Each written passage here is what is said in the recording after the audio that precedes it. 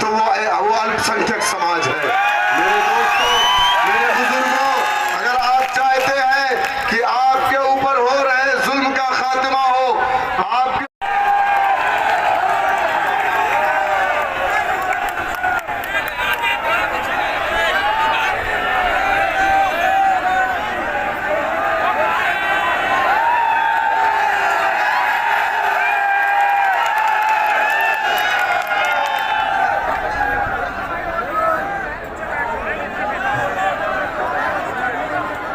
बिस्मिल्लाहिर्रहमानिर्रहीम, अस्सलामु अलैकुम व रहमतुल्लाहि व बरकातहू।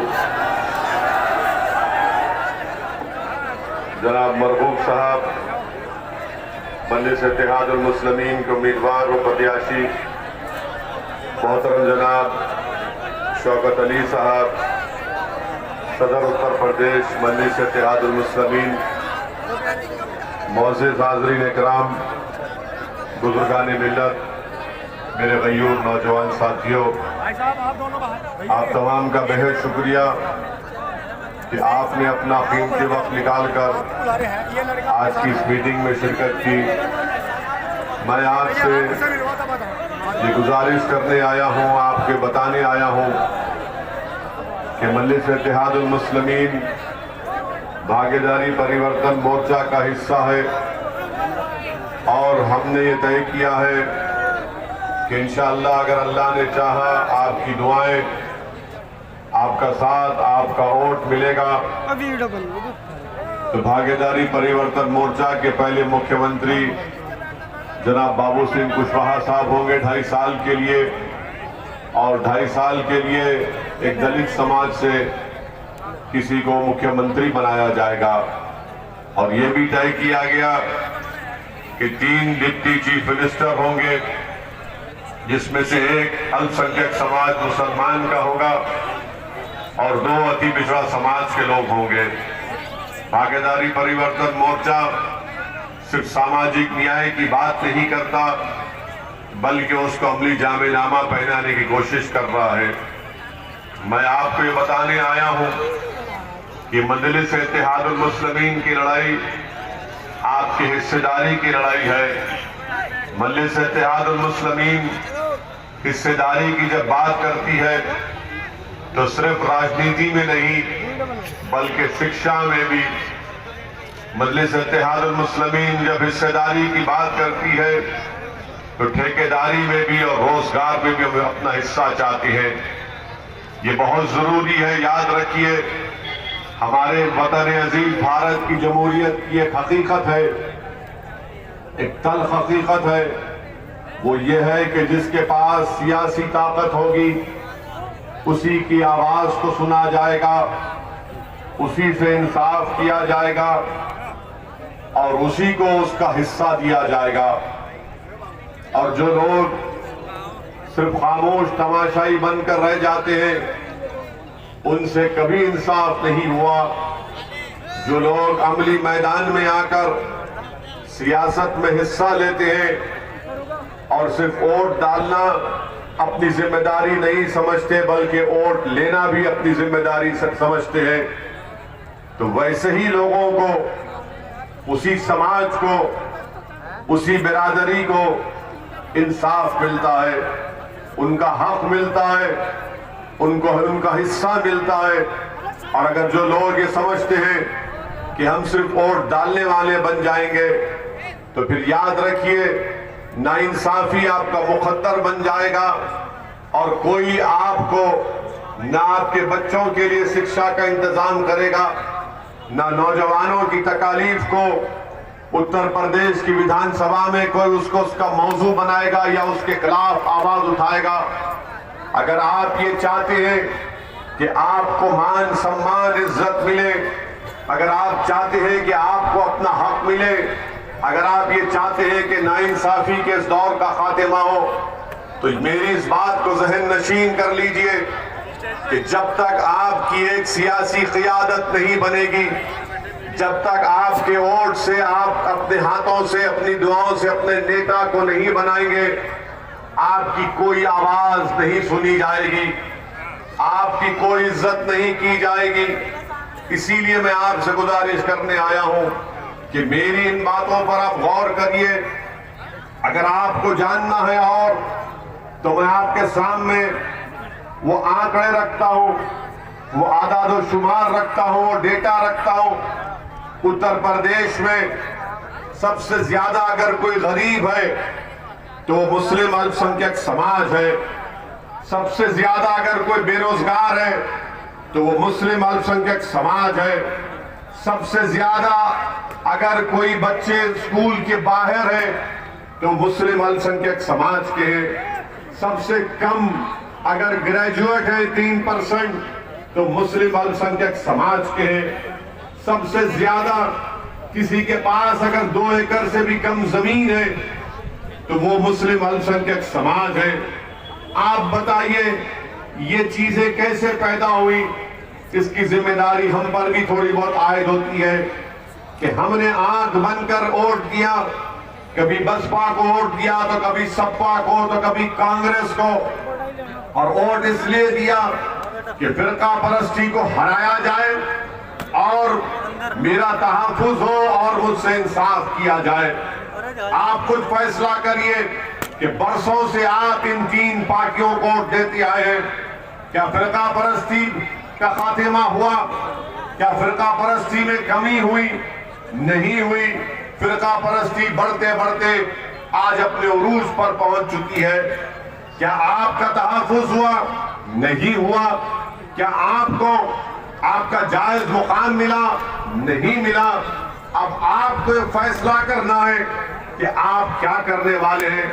मैं तो सिर्फ अपनी आवाज और अपनी जबान के जरिए से आपसे अपील करने आया हूं कि 14 तारीख के दिन आप अपने हक को मनवाने के लिए, अपने हुकूक को मनवाने के लिए आप मजलिस इत्तेहादुल मुस्लिमीन के हक में अपने वोट का इस्तेमाल करिए।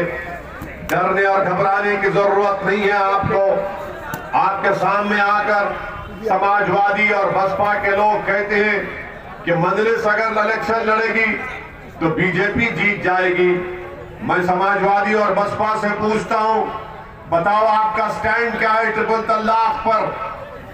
मैं पूछना चाहता हूं सपा और बसपा से, बताओ जो पूरे देश में हिजाब और निकाब के नाम पर बच्चियों को तालीम से महरूम कर दिया जा रहा है, बताओ सपा और बसपा तुम्हारा इस पर मौक़िफ़ क्या है? बताओ।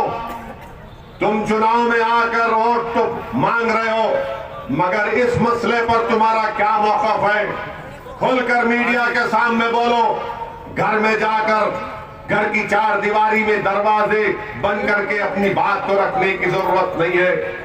आपको यह भी मैं बताना चाहूंगा कि जब पार्लियामेंट में यूएपीए का कानून पास हो रहा था 2019 जुलाई में, यही सपा और कांग्रेस ने मिलकर अमित शाह के लाए हुए कानून की तायीद की थी। और यह कानून ये कहता है कि कोई दिल्ली में बैठा एक थानेदार इंस्पेक्टर सहारनपुर में किसी भी एक नौजवान को टेररिस्ट घोषित कर सकता है बगैर कोर्ट के फैसले के। आज सपा हम पर उंगली उठाती है। पार्लियामेंट में हम थे, हमारी पार्टी थी, हम 2 MP थे जिन्होंने उस कानून की मुखालिफत में वोट दिया, और सपा और कांग्रेस ने उस कानून की तायीद में वोट दिया। राज्यसभा में भी तायीद में वोट दिया। आज कई बच्चे गरीब परिवार के, दलित परिवार के, आदिवासी परिवार के, मुस्लिम समाज के आज उस कानून में जेल में 2-2, 3-3 साल से सड़ रहे हैं। इसके ताल्लुक से सपा के पास क्या जवाब है? मेरे अजीज दोस्तों और बुजुर्गों, ये लड़ाई आपकी क़ियादत को बनाने की लड़ाई है। ये लड़ाई मेरी लड़ाई नहीं है।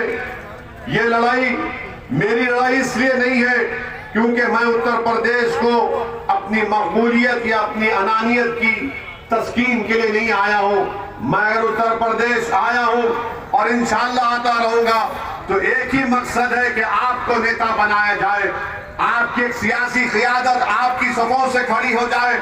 जिस तरह हर दीगर समाज की एक सियासी पहचान है, एक सियासी ताकत है, हमारी भी सियासी ताकत खड़ी होनी चाहिए। लोग कहेंगे क्या सपा और बसपा में नहीं है? तो मैं उनसे पूछना चाह रहा हूं जो सपा और बसपा में लोग बैठे हुए हैं, आज चुनाव आता है तो असबियत के मुजाहरे करते हैं, मगर जब CAA का एहतजाज हो रहा था तो कहां पे नजर आ रहे थे ये तमाम के तमाम। इलेक्शन आ गया तो भीख मांगते हैं वोट के लिए, मगर जब CAA का कानून उसके खिलाफ पूरे देश में एहतजाज हो रहा था तो ना सपा वाले नजर आए ना बसपा वाले नजर आए, खामोश तमाशाई बने बैठे थे। अगर कोई एहतजाज कर रहा था पार्लियामेंट के अंदर, अगर किसी ने इस कानून को काला कानून कहकर उसके कानून के कागज को फाड़ दिया तो उसका नाम असदुद्दीन अवैसी और मजलिस से। आप बताइए ये नहीं करेंगे, क्यों नहीं करेंगे? इसलिए कि अगर करेंगे तो डर है कि दूसरों का वोट नहीं मिलेगा। अरे अगर कोई गलत है तो गलत बोलने की ताकत होनी चाहिए, ये सच्चाई है। अगर तुम हिकमत के नाम पर बुज़दिली के मुजाहरे करोगे तो फिर तुम में और बीजेपी में क्या फर्क बाकी रह गया बताओ?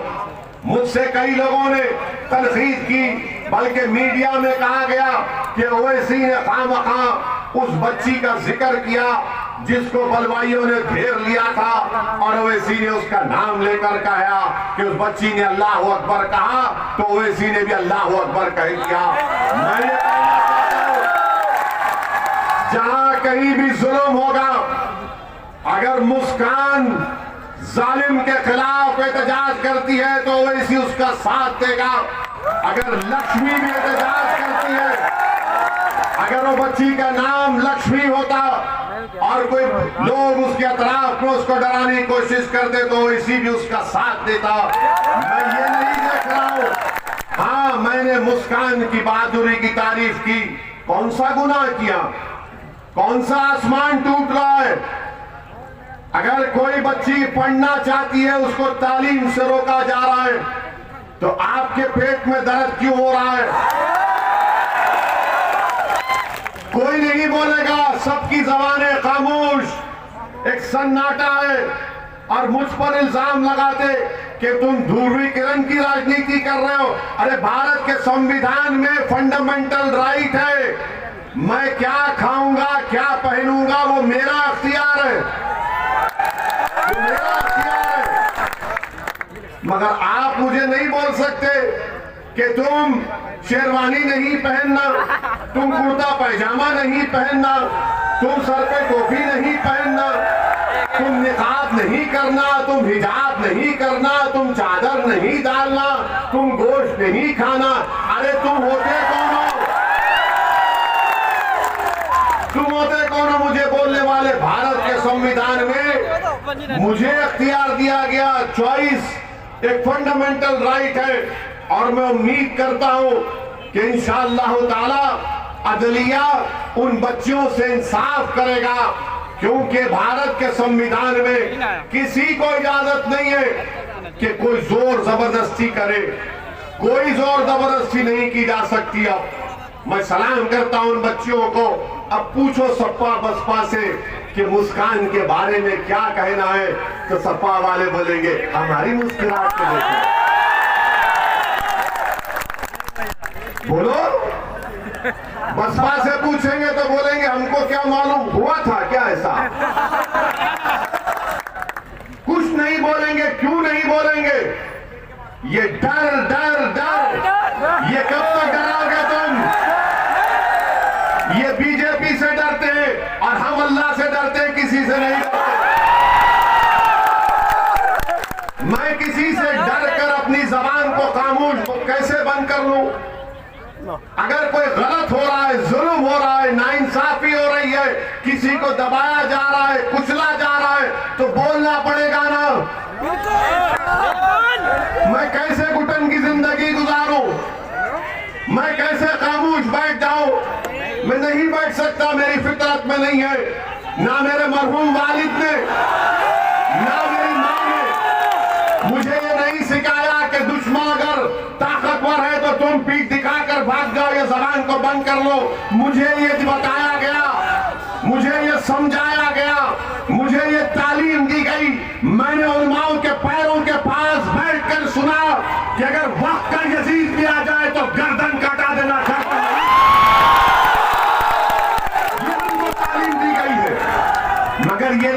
हैं बीजेपी का डर, ये लोग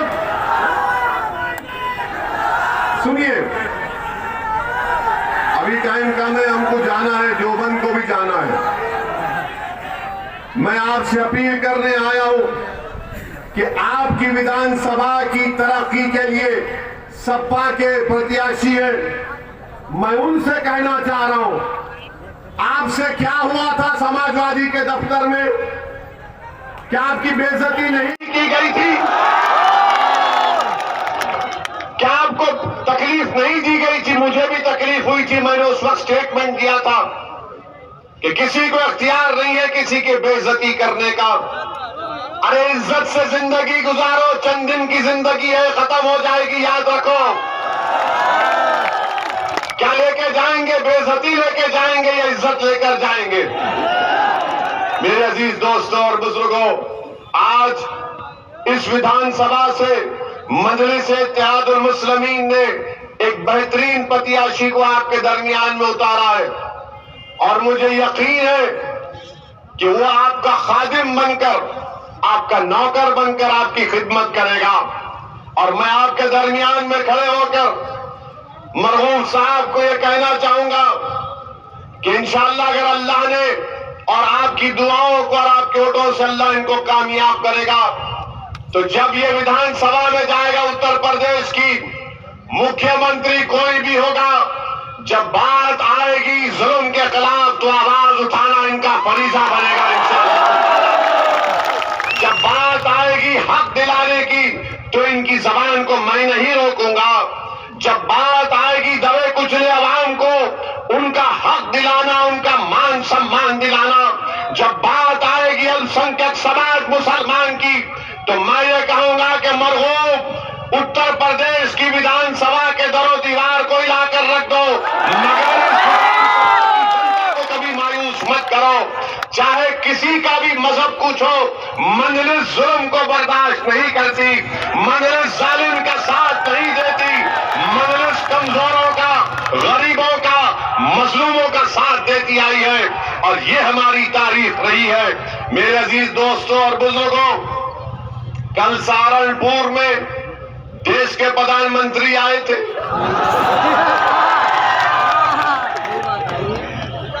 आकर क्या कहा?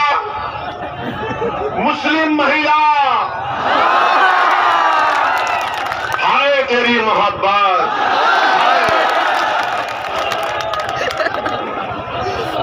अब आप बताइए, हरिद्वार में, रायपुर में, प्रयागराज में मुस्लिम महिलाओं के बारे में गंदगी बयान की गई, मुस्लिम महिलाओं के बारे में गंदगी बयान की गई। ये हमारे प्रधानमंत्री को सुनाई नहीं दिया क्या? हम और आपने सुना, देश ने सुना, मीडिया ने दिखाया थोड़ा थोड़ा, सोशल मीडिया पर पूरा वीडियो निकल गया कि जो जो महाशय वहां पर थे उन सब ने क्या क्या कहा, मगर देश के प्रधानमंत्री को खाली तलाक के मामले में मोहब्बत है। ये अजीब बात है इनको। अब शादी की उम्र 18 से 21 साल करेंगे, ये शादी के पीछे क्यों पड़े रहते नहीं मालूम मेरे को। नहीं बोल रहा हूं मैं, कुछ ज्यादा उसमें समझने की जरूरत नहीं है आपको, आप अक्लमंद है, समझ जाइए। अब मीडिया के लोग बोलेंगे वो इसी ने भड़काऊ भाषण दिया प्रधानमंत्री के बारे में। बाज मीडिया का मामला ऐसा है कि वो बोलते सबको बोलो मगर हमारे नेता प्यारे को मत बोलो। हमारी मजबूरी है कि हम सबको भी बोलेंगे, प्रधानमंत्री को भी बोलेंगे इंशाअल्लाह। ट्रिपल तलाक का कानून क्या है? मुस्लिम महिलाओं को बर्बाद कर दिया गया उस कानून से। अगर कोई बेवकूफ किस्म का मुस्लिम मर्द जहालत में आकर गुनाह करता है, ट्रिपल तलाक 3 बार कहता है, तो उसको जेल भिजा दिया जाएगा। शादी भी नहीं टूटेगी, शादी भी नहीं टूटेगी, जेल जाएगा। जेल कोर्ट अगर 2 साल की सजा दिया तो वो हमारी बहन 2 साल तक उस बेवकूफ गधे का इंतजार करेगी। कि जब वो जेल से निकलेगा तो प्रधानमंत्री बोल रहे हैं कि बहन तू एक बैंड बाजा लेकर जाना, जब 2 साल के बाद वो निकलेगा तो बैंड बाजे वाले से कहना कि बहाओ फूल बरसाओ मेरा महबूब। क्या कानून बनाए प्रधानमंत्री आप, माशाल्लाह माशाल्लाह। आपको तो कहना चाहिए कि आपका दिमाग की तारीफ करना चाहिए। अरे मुस्लिम महिलाओं का बेड़ा गर्क कर दिए आप। हम क्या कह रहे थे कि जब शादी होती मेहर दी जाती ना, मेहर देना पड़ता ना, तो मेहर का जो अमाउंट है उसको आप 300% कर दो, 400% कर दो। हमारे पास शादी जन्म जन्म का साथ नहीं है, ओनली वन जन्म, जन्म जन्म का नहीं है हमारे पास। एक ही जन्म काफी है ओवैसी के लिए अपनी बीवी के साथ। आप वो मेहर का अमाउंट 400% कर दो। कॉन्ट्रैक्ट है ना, कॉन्ट्रैक्ट अगर वायलेशन होगा तो उसमें जेल भी जा सकता कोई, मगर नहीं। मकसद क्या था कि जेल को भिजाओ और इन बच्चों को परेशान कर दो और फिर देश के सामने जाकर बोलो। अरे भाई, आप जब इन बच्चियों की फिक्र आपको नहीं है जो स्कूल जाना चाहती, कॉलेज जाना चाहती, इस पर प्रधानमंत्री नहीं बोलेंगे, खामोश रहेंगे। मेरे अजीज दोस्तों और बुजुर्गों, और समाजवादी पार्टी चांदपुर विधानसभा से इनका प्रत्याशी कौन है? अखिलेश यादव ने 2013 में उसको मुजफ्फरनगर के दंगों में गिरफ्तार किया था। मुजफ्फरनगर के दंगों में गिरफ्तार किया था। अगर मेरी बात को अगर सच मानना है तो टाइम्स ऑफ इंडिया के वेबसाइट पर जाकर उस प्रत्याशी का नाम डाल दो गूगल में। आज जिसको तुमने गिरफ्तार किया था मुजफ्फरनगर के फसाद में, वो चांदपुर से तुम्हारा प्रत्याशी है। क्यों है? क्योंकि आपकी इज्जत नहीं है, आपके वोट की अहमियत नहीं है। इनको मालूम कि किसी को भी लाकर खड़ा कर दो, ये आंख बंद करके वोट देगा उनको। मैं आपसे कह रहा हूं, आंख मत बंद करो, पूरे होश और हवास में रहकर अपने वोट का इस्तेमाल करो। क्या बीजेपी को हराना सिर्फ ओवैसी की जिम्मेदारी है?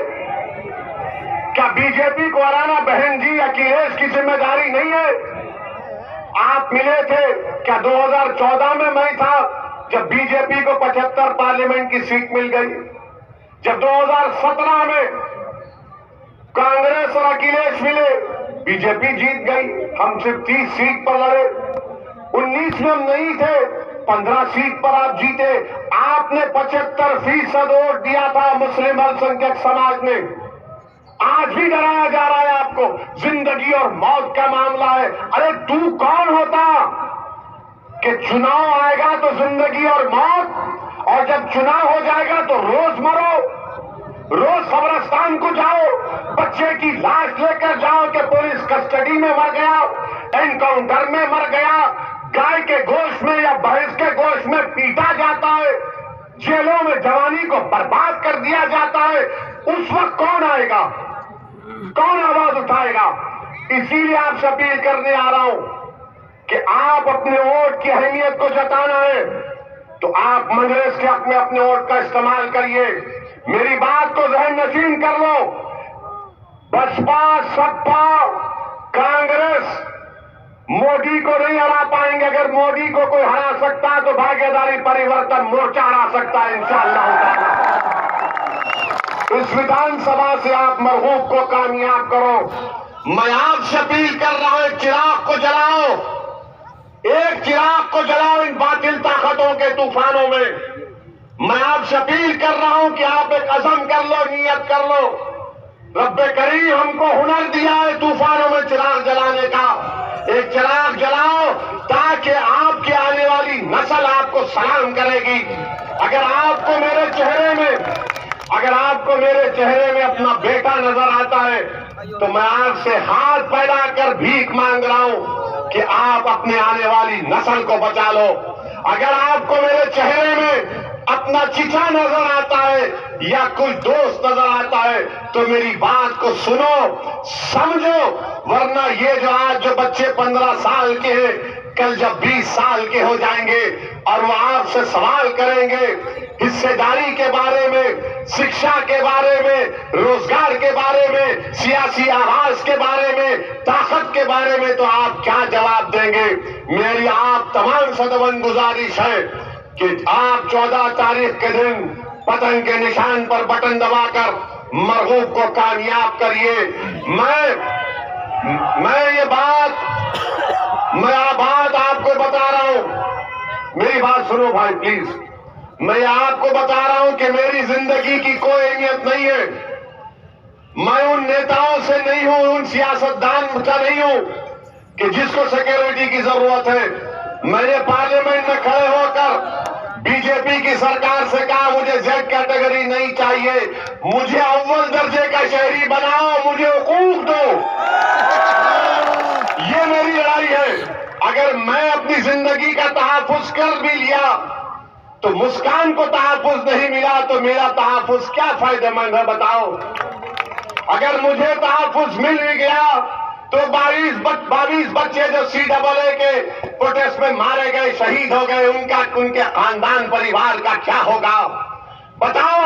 यही तो हम सियासत कर रहे हैं। मैं अपनी जान की हिफाजत की सियासत नहीं कर रहा हूं, मैं आपके हुकूक की लड़ाई लड़ रहा हूं।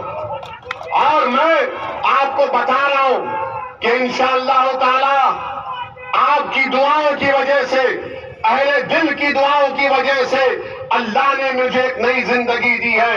मगर जिन जालिमों ने, जिन शयातीन ने, जो नाथूराम गोडसे की नाजायज औलाद ने हम पर गोलियां चलाई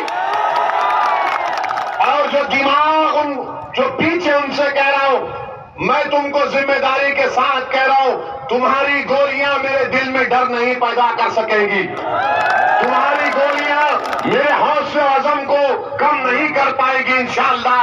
तुम्हारे गोलियां मेरी जबान को खामोश तो कर सकती है, मगर जो जज्बा और जोश और पैगाम हम दे चुके हैं वो मेरी मौत के बाद भी सुबह क़यामत तक इंशाअल्लाह जारी और जारी रहेगा।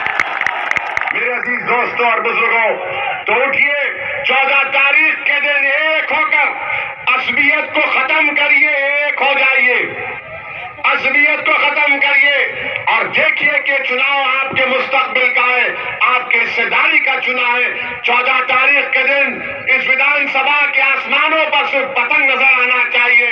पतंग को दिखा दीजिए, इत्तेहाद की और ताकत की निशानी है। पतंग पर बटन दबाकर आप अपने खादिम को कामयाब करिए, अपने नौकर को कामयाब करिए, आप नेता बनिए। ये आपकी ताकत की लड़ाई है जो भारत के संविधान आपको देता है। अस्सलाम वालेकुम व रहमतुल्लाहि व बरकातहू।